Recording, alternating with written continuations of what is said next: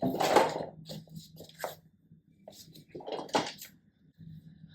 वालेकुम। कैसे हैं आप लोग? उम्मीद करते हैं अच्छे होंगे। मैं आपका भाई शाहनवाज आलम फिर एक नए वीडियो में आप लोगों का खैर मकदम करता हूँ। आज हम बात करने जा रहे हैं ऐसे टॉपिक पे कि अक्सर हम लोग अपने ज़िंदगी में छोटे बड़े फ़ैसले लेते रहते हैं। वो फ़ैसला कभी सही भी होता है, कभी गलत भी होता है। लेकिन अमूमन होता क्या है कि अगर आपने सही फ़ैसला अपनी ज़िंदगी में लिया तो आपके साथ बहुत सारे लोग खड़े हो जाएँगे। जो आपके साथ नहीं है वो भी खड़े हो जाएँगे, सही बात है, तुमसे यही उम्मीद थी, तुम इतना बड़ा काम कर दिए, ये वो बहुत तरह की बात है। अगर आपने सही इरादे से गलत फ़ैसला भी ले लिया तो फिर आपके अपने लोग भी आपके खिलाफ़ हो जाते हैं, मना कर रहे थे, सुनते कहाँ हो, मानते कहाँ हो, अपना मर्ज़ी का करते हो, क्या ज़रूरत है करने के लिए, लॉस हो गया, घाटा हो गया, नुकसान हो गया, बहुत तरह का बात होता है। और ख़ास करके जब ये कोई फ़ैसला ऐसा पारिवारिक हो, जैसे कि मान लिया फैमिली के ताल्लुक से हो, तो फिर तो मियाँ-बीवी में इतना तू-तू मैं-मैं हो जाता है कि बात बहुत आगे तक बढ़ जाती है। ना शौहर बीवी को समझने की कोशिश करता है, ना बीवी शौहर को समझने की कोशिश करती है। तो होता क्या है कि अगर मान लिया कि आपने अच्छे इरादे से भी कोई फ़ैसला लिया वो और वो काम गलत हो गया, तो फिर क्या था? फिर होगा कि मना तो कर ही रहे थे आपको, आप सुनते कहाँ, हम लोगों की बात मानते कहाँ, अपना मर्ज़ी का करना, अपने मन से खर्च करना, अपने मन से ये लेना है, वो लेना है, यहाँ जाना है, वहाँ जाना है, बहुत तरह की बातें होती हैं।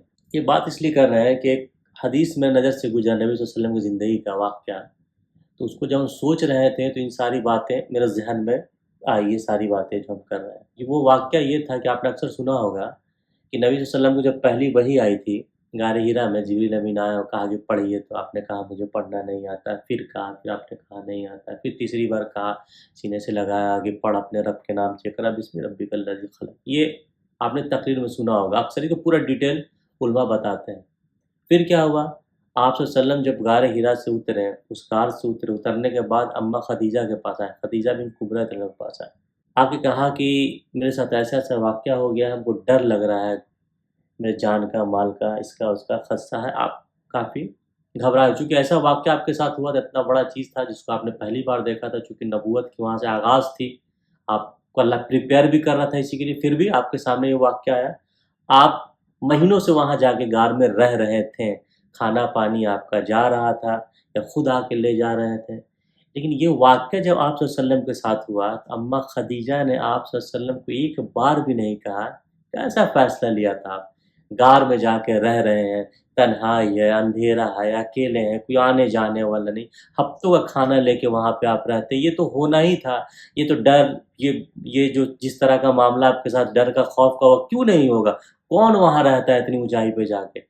खदीजा बिन कुबरत ने एक वर्ड भी ऐसा नहीं कहा।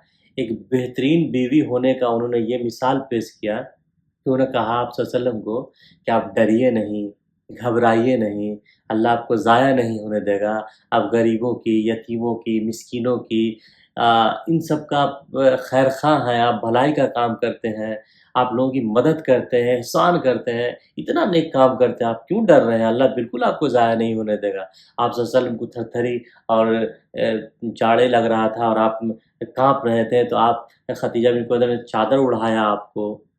और ओढ़ाने के बाद सिर्फ़ चादर तसल्ली दी, आराम करने के लिए कहा, चादर ओढ़ाया, सिर्फ़ यही नहीं, फिर उस वक़्त के कोई हकीम वैद्य कोई थे, उनका नाम लिया, शायद वर्क़ा नाम था उनका, और कहा कि हम आपको वहाँ ले चलेंगे दिखाने के लिए, आप बिल्कुल ना घबराएँ।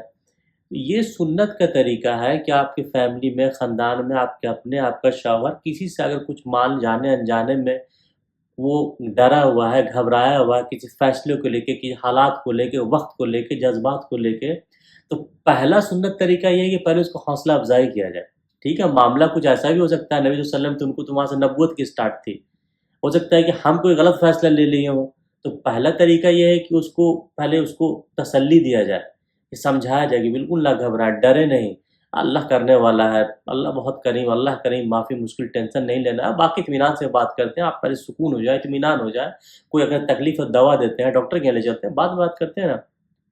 लान-तान करने से रिश्ता ख़राब होता है और बहुत सारी चीज़ें होती हैं, शैतान उसमें दाख़िल होता है, सुन्नत का तरीका भी ये नहीं है। तो ये नबी सल्लल्लाहु अलैहि वसल्लम का और अम्मा खदीजा बिन कुवैत का तरीका है, तो हम लोगों को भी चाहिए कि इसी तरीके को फ़ॉलो करें, इसी तरीके से ज़िंदगी को बिताएँ, चूँकि बेहतरीन तरीका तो वही है, सुन्नत के तरीके से ज़िंदगी जिया जाए।